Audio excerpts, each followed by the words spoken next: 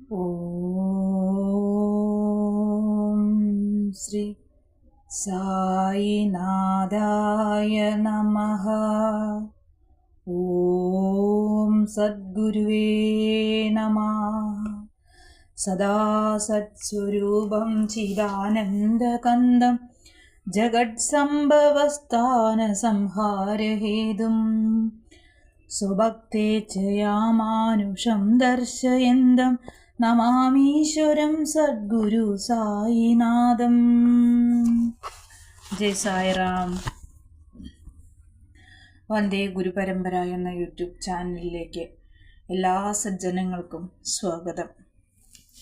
ശ്രീ സായി സച്ചരിതത്തിലെ 21-ാം അധ്യായമാണ് ഞാൻ ഇന്നിവിടെ പാരായണം ചെയ്യുന്നത്. അധ്യായം 21-ന്റെ മുഖവുര. നമ്മുടെ പൂർവജന്മ സുഹൃതം കൊണ്ടാണ് നമുക്ക് ഋഷിമാരുടെ സമ്പർക്കമുണ്ടാവുന്നതെന്ന് ഒരു പൊതു നിയമമാണ്. ഉദാഹരണമായി ഹേമത് പാന്ത് സ്വന്തം അനുഭവത്തെ തന്നെ ചൂണ്ടിക്കാട്ടുന്നു. അയാൾ ബോംബെക്കടുത്ത ബാന്ദ്രയിലെ ഒരു മജിസ്ട്രേറ്റ് ആയിരുന്നു. അവിടെ പീർ മൗലാന എന്നു പേരായ പ്രശസ്തനായ ഒരു മുസ്ലിം സിദ്ധനുണ്ടായിരുന്നു. നാനാ മതസ്ഥരും അദ്ദേഹത്തെ പോയി ദർശനം ചെയ്തിരുന്നു.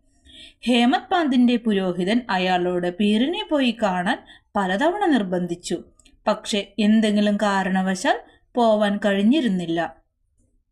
വളരെ കാലങ്ങൾക്കു ശേഷം ഊഴം എത്തുകയും ഷിർദിയിലേക്ക് വിളിച്ച് ബാബ ദർബാറിലെ ഒരു സ്ഥിരം അംഗമാക്കുകയും ചെയ്തു. നിർഭാഗ്യവാന്മാർക്ക് ഋഷിമാരുടെ സമ്പർക്കം കിട്ടുന്നില്ല. ഭാഗ്യവാന്മാർക്ക് മാത്രമേ അത് തരപ്പെടുകയുള്ളൂ. ഋഷിമാർ എന്ന സ്ഥാപനം. പണ്ടുകാലം മുതൽക്കേ ലോകത്തിൽ ഋഷിമാർ എന്ന സ്ഥാപനമുണ്ട്. പല ഋഷിമാരും പല സ്ഥലത്തും അവതരിച്ച് അവരുടെ കൃത്യങ്ങൾ നിർവഹിക്കുന്നു. അവർ പല സ്ഥലത്തായിരുന്നാലും അവർ ഒറ്റക്കെട്ടാണ്. അവർ ഏകോപിച്ച് ഭഗവാന്റെ നിയോഗമനുസരിച്ച് പ്രവർത്തിക്കുന്നു. മാത്രമല്ല, മറ്റു യോഗികൾ ചെയ്യുന്ന പ്രവൃത്തി എന്തെന്നറിഞ്ഞ് വേണ്ടുന്നിടത്ത് പൂർത്തീകരിച്ചു കൊടുക്കുകയും ചെയ്യുന്നു. ഇതിനൊരു ഉദാഹരണം പറയാം. Mister Thakur, mister VH Thakur BA revenue ഡിപ്പാർട്ട്മെന്റിൽ ഒരു ക്ലർക്കായിരുന്നു. അയാൾ ഒരു സർവേ പാർട്ടി ഒന്നിച്ച് ബൽഗാമിനടുത്ത് വഡഗാം എന്ന സ്ഥലത്ത് വന്നു. അവിടുന്ന് അപ്പ എന്നു പേരായ ഒരു കർണാടകക്കാരൻ സിദ്ധനെ കണ്ടുവന്ദിച്ചു.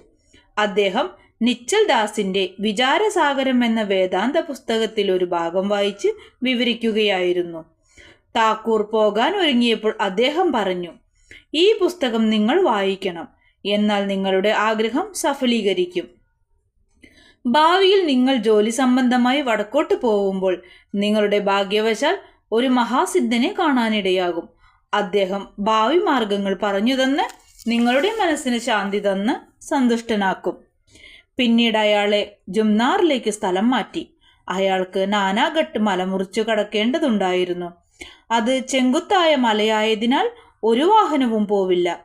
അങ്ങനെ അയാൾ ഒരു പോത്തിന്റെ പുറത്തു കയറി സവാരി ചെയ്ത് വളരെ അസൗകര്യവും വേദനയും അനുഭവിച്ച് മല കടക്കേണ്ടി വന്നു. പിന്നെ ഉദ്യോഗ കയറ്റം കിട്ടി. കല്യാണിൽ വരികയും അവിടെ വെച്ച് നാനാ സാഹിബ് ചന്ദോർക്കറുമായി പരിചയപ്പെടുകയും ചെയ്തു. അയാൾ ചന്ദോർക്കറിൽ നിന്ന് സായി ബാവയെ പറ്റി പലതും കേൾക്കുകയും സായിയെ കാണാൻ ആഗ്രഹിക്കുകയും ചെയ്തു. അടുത്ത ദിവസം നാനാ സാഹിബ് ഷിർദിക്ക് പോകുമ്പോൾ താക്കൂറിനെയും ക്ഷണിച്ചു. അയാൾക്ക് ഒരു സിവിൽ കേസിന്ന് താനാ സിവിൽ കോടതിയിൽ ഹാജരാവാനുണ്ടായിരുന്നതിനാൽ പോവാൻ തരപ്പെട്ടില്ല. അങ്ങനെ നാനാ സാഹിബ് ഒറ്റയ്ക്കു പോയി. താക്കൂർ താനയിൽ പോയപ്പോൾ കേസ് നിർത്തിവെക്കുകയും ചെയ്തു. അപ്പോൾ നാനാ സാഹിബിന്റെ കൂടെ പോവാൻ കഴിയാത്തതിനാൽ കുണ്ഠിതപ്പെടുകയും ചെയ്തു. എന്നിട്ടും അയാൾ ഷിർദിക്ക് പോയി. അപ്പോഴേക്കും തലേന്ന് നാനാ സാഹിബ് തിരിച്ചു പോയിട്ടുണ്ടായിരുന്നു. അയാളുടെ ചില സുഹൃത്തുക്കൾ അയാളെ ബാബയുടെ അടുക്കൽ കൊണ്ടുപോയി. അയാൾ ബാബയെ ദർശനം ചെയ്ത് കാൽക്കൽ നമസ്കരിച്ച് അത്യന്തം സന്തുഷ്ടനായി. അയാളുടെ കണ്ണിൽ ആനന്ദാശ്രു നിറഞ്ഞു രോമാർഷം അനുഭവപ്പെട്ടു. കുറച്ചു കഴിഞ്ഞ് അന്തർയാമിയായ ബാബ പറഞ്ഞു, ആ സ്ഥലത്തെ മാർഗം കർണാടകത്തിലെ സിദ്ധൻ അപ്പയുടെ പ്രഭാഷണം പോലെയോ പോത്തിൻ പുറത്ത് കയറി നാനാഘട്ട് മല കടക്കും പോലെയോ അത്ര എളുപ്പമുള്ളതല്ല. ഈ ആധ്യാത്മിക മാർഗത്തിൽ നിങ്ങളുടെ എല്ലാ അധ്വാനവും ഉപയോഗിക്കണം. അത്ര പ്രയാസമുള്ളതാണ്. താക്കൂർ ഈ മർമ്മപ്രധാനമായതും മറ്റാർക്കും മനസ്സിലാവാത്തതുമായ വാക്കുകൾ കേട്ട് അതീവ സന്തുഷ്ടനായി. അയാൾക്ക് കർണാടക സിദ്ധന്റെ വാക്കുകൾ ഫലിച്ചു എന്ന് ബോധ്യമായി. പിന്നീട് കൈകൂപ്പി നമസ്കരിച്ച് തന്നെ സ്വീകരിക്കുവാൻ ബാബയോട് അപേക്ഷിച്ചു. ബാബ പറഞ്ഞു, അപ്പ പറഞ്ഞതൊക്കെ ശരിയാണ്, പക്ഷെ അതൊക്കെ പ്രവർത്തനത്തിലും അനുഭവത്തിലും കൊണ്ടുവരണം. വെറും വായന കൊണ്ട് മാത്രം പോരാ. എന്താണ് വായിച്ചതെന്ന് ചിന്തിച്ച് അതുപോലെ പ്രവർത്തിക്കണം. അല്ലെങ്കിൽ പ്രയോജനമില്ല. ഗുരുവിൻ്റെ അനുഗ്രഹാസില്ലാത്ത പുസ്തകം പഠിക്കൽ പ്രയോജനരഹിതമാണ്. താക്കൂർ വിചാരസാഗരത്തിലെ സിദ്ധാന്ത ഭാഗം വായിക്കലുണ്ട്. അതിൻ്റെ പ്രായോഗിക വശം ഷിർദിയിൽ നിന്ന് കാണിച്ചു കൊടുത്തു. ഇത് കൂടുതൽ വ്യക്തമാക്കുന്ന മറ്റൊരു കഥ പറയാം. പൂനെക്കാരനായ അന്തറാവ് പദർക്കറിന് ബാബയെ കാണാൻ ആഗ്രഹം ജനിച്ചു. അയാൾ ഷിർദിയിൽ വന്ന് ബാബയെ ദർശനം ചെയ്തു. കണ്ണു നിറയെ കണ്ട് അയാൾ സന്തുഷ്ടനായി. അയാൾ ബാബയുടെ പാദങ്ങളിൽ വീണ് ആരാധനകൾ നടത്തി ബാബയോട് പറഞ്ഞു, ഞാൻ ഒരുപാട് വായിച്ചിട്ടുണ്ട്, വേദങ്ങൾ പഠിച്ചിട്ടുണ്ട്, വേദാന്തങ്ങളും പുരാണങ്ങളും ഉപനിഷത്തുക്കളും അറിയാം. എന്നിട്ടും എനിക്ക് മനഃശാന്തി കിട്ടുന്നില്ല. അതുകൊണ്ട് എൻ്റെ വായനയ്ക്കൊന്നും ഫലമില്ലെന്ന് തോന്നുന്നു. നിരക്ഷരകുഷികളായ ശുദ്ധശീലന്മാരായ സാധാരണ ഭക്തന്മാരാണ് എന്നേക്കാൾ ഭേദം. പലരും എന്നോട് പറഞ്ഞു, അവിടുന്ന് ക്ഷണനേരം കൊണ്ട് മനഃശാന്തി കൊടുക്കുമെന്ന്. അതാണ് ഞാൻ ഇവിടെ വന്നത്. എന്നിൽ കനിവുണ്ടായി അനുഗ്രഹിക്കണം. ബാബ താഴെ പറയും പ്രകാരം ഒരു കഥ പറഞ്ഞുകൊടുത്തു. 9 ഉരുള ചാണകത്തിൻ്റെ കഥ. ഒരിക്കൽ ഒരു കച്ചവടക്കാരൻ ഇവിടെ വന്നു. അയാളുടെ മുന്നിൽ ഒരു കുതിര 9 ഉരുള ചാണകമിട്ടു. കച്ചവടക്കാരൻ അന്വേഷണ ബുദ്ധിക്കാരനായതിനാൽ മുണ്ടിൻ്റെ തല കാണിച്ച് ആ 9 ഉരുള ചാണകവും സംഭരിച്ചു. അങ്ങനെ അയാൾക്ക് ധ്യാനശക്തിയും മനസ്ഥൈര്യവും സിദ്ധിച്ചു. പതൻകർക്ക് കഥയുടെ അർത്ഥം മനസ്സിലായില്ല. അതുകൊണ്ട് അയാൾ ദാദാ കേൽക്കറോട് ചോദിച്ചു, എന്താണ് ബാബ അതുകൊണ്ട് ഉദ്ദേശിച്ചതെന്ന്. അയാൾ പറഞ്ഞു, ബാബ പറയുന്നതെന്തെന്ന് എനിക്കും അറിയില്ല, എങ്കിലും അവിടുത്തെ പ്രചോദനം കൊണ്ട് മനസ്സിലായത് പറയാം. കുതിര ഭഗവാനാണ്. 9 ഉരുള ചാണകം നവവിധ ഭക്തിയാണ്. 1 ശ്രവണം, 2 കീർത്തനം, 3 സ്മരണ, 4 പാദസേവ, 5 അർച്ചന, 6 നമസ്കാരം, 7 ദാസ്യം, 8 സഖ്യം, 9 ആത്മനിവേദനം അഥവാ ആത്മാർപ്പണം. ഇതിലേതെങ്കിലും ഒന്നനുഷ്ഠിച്ചാൽ ഹരി പ്രസാദിച്ച് പ്രത്യക്ഷപ്പെടും. ജപം, തപം, യോഗം മുതലായ സാധനകൾ ഭക്തിയില്ലെങ്കിൽ പ്രയോജനരഹിതമാണ്. വേദജ്ഞാനവും മഹാജ്ഞാനിയാണെന്ന പേരും ഭജനപാടലും എല്ലാം ഭക്തിയില്ലെങ്കിൽ പ്രയോജനശൂന്യമാണ്. വേണ്ടത് ഭക്തിയാണ്.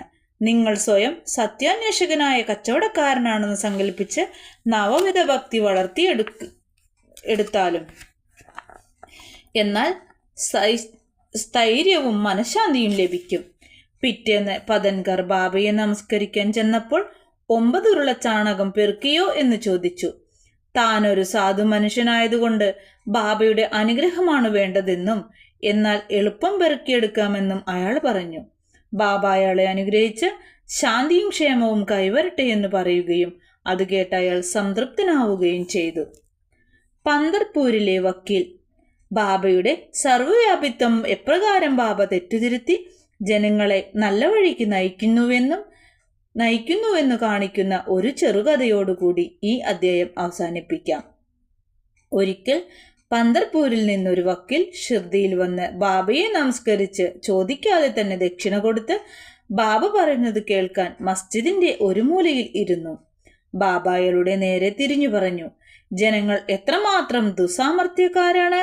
അവർ കാൽക്കൽ വീഴും, ദക്ഷിണ തരും, ഉള്ളതുകൊണ്ട് പുലഭ്യം പറയുകയും ചെയ്യും. ഇത് അത്ഭുതമല്ലേ? ഇത് വക്കീലിനെ സംബന്ധിച്ചായിരുന്നു. മറ്റാർക്കും അത് മനസ്സിലായില്ല. വക്കീൽ അത് മനസ്സിലാക്കി നിശബ്ദനായിരുന്നു. അവർ സത്രത്തിലേക്ക് മടങ്ങിയപ്പോൾ വക്കീൽ കാക്കാ സാഹേബ് ദീക്ഷിതിനോട് പറഞ്ഞു, ബാബ പറഞ്ഞത് മുഴുവൻ ശരിയാണ്. ആ ശരം എൻ്റെ നേർക്ക് അയച്ചതാണ്. അതെന്നെ ഗുണദോഷിച്ച് ഞാൻ ആരെയും അവലപിക്കുകയോ കുറ്റം പറയുകയോ ചെയ്യരുതെന്ന് പറഞ്ഞതാണ്. പന്തർപൂരിലെ സബ് ജഡ്ജ് നൂൽക്കാർ ദേഹസുഖത്തിനു വേണ്ടി ഷിർദിയിലേക്ക് പോന്നപ്പോൾ സാധാരണ ബാറിലുണ്ടാവാറുള്ളത് പോലെ ഇതിനെപ്പറ്റിയും ബാറിൽ സംസാരം നടന്നു. സായിബാബയെ കണ്ട ജഡ്ജിയുടെ സൂക്കേട് മാറുമോ? മരുന്നൊന്നും കഴിക്കാതെ എങ്ങനെ മാറാനാണ്? ഈ വിവരമുള്ളവർ ഇത്തരം വിവരക്കേട് കാണിച്ചാലോ എന്നെല്ലാം പറഞ്ഞ് സബ് ജഡ്ജിയെ നിശിത വിമർശനം നടത്തി. ഞാനും അതിൽ പങ്കുചേർന്നു. ഇപ്പോൾ സായിബാബ അങ്ങനെ ഞാൻ ചെയ്തത് നന്നായില്ലെന്ന് പറഞ്ഞതാണ്. ഇത് അധിക്ഷേപമല്ല, അനുഗ്രഹമാണ്. മറ്റുള്ളവരെ അധിക്ഷേപിക്കുകയോ അവലപിക്കുകയോ ചെയ്യരുതെന്നും വേണ്ടാതെ മറ്റുള്ളവരുടെ കാര്യത്തിൽ ഇടപെടരുതെന്നുമുള്ള ഒരു ഉപദേശമാണ്. ഷിർദി പന്തർപൂരിൽ നിന്ന് 30 നാഴിക അകലെയാണ്. ഷിർദി പന്തർപൂരിൽ നിന്ന് 300 നാഴിക അകലെയാണ്. എന്നിട്ടും അവിടെ ബാർമുറിയിൽ നടന്നത് ബാബ അറിഞ്ഞു. ഇടയ്ക്കുള്ള നദികളും മലകളും കാടുകളും ഒന്നും ബാബയുടെ ദൃഷ്ടികൾക്ക് തടസ്സമായിരുന്നില്ല. ബാബയ്ക്ക് എല്ലാവരുടെയും മനസ്സിലുള്ളത് അറിയാം. ബാബയോട് മൂടിവെക്കുന്ന പ്രശ്നമേ ഇല്ല. അടുത്തും അകലെയും എവിടെയായാലും ബാബയ്ക്ക് വ്യക്തമായി കാണാം. ഇതിൽ നിന്ന് വക്കീൽ ഒരാളെയും ദുഷിക്കരുതെന്ന് പഠിച്ചു. ബാബ അയാളുടെ ദുശീലം കളഞ്ഞ് സന്മാർഗത്തിലേക്ക് നയിച്ചു. ഈ കഥ ഒരു വക്കീലിനെ സംബന്ധിച്ചാണെങ്കിലും എല്ലാവർക്കും ബാധകമാണ്. അതുകൊണ്ട് എല്ലാവരും അത് മനസ്സിലാക്കി നന്നാവട്ടെ. സായിബാബയുടെ മഹത്വവും ലീലകളും അപാരമാണ്. ബാബയുടെ ജീവിതം തന്നെ അങ്ങനെയാണ്. സായിബാബ പരബ്രഹ്മൻ അവതരിച്ചതാണ്. ശ്രീ സായിയെ നമിക്കുവിൻ. ലോകശാന്തി ഭവിക്കട്ടെ. ഓം ശ്രീ സായിനാഥായ നമഃ. ശ്രീ സായി സച്ചരിതം കേൾക്കുകയും വായിക്കുകയും ചെയ്യുന്ന എല്ലാ ഭക്തജനങ്ങളെയും ശ്രീ സായി ഭഗവാൻ അനുഗ്രഹിക്കട്ടെ എന്ന പ്രാർത്ഥനയോടെ 21-ാം അധ്യായം ശ്രീ സായി ബാബയുടെ തൃപാദങ്ങളിൽ ഞാൻ സമർപ്പിക്കുന്നു. ജയ് സായിറാം. വന്ദേ ഗുരുപരമ്പര.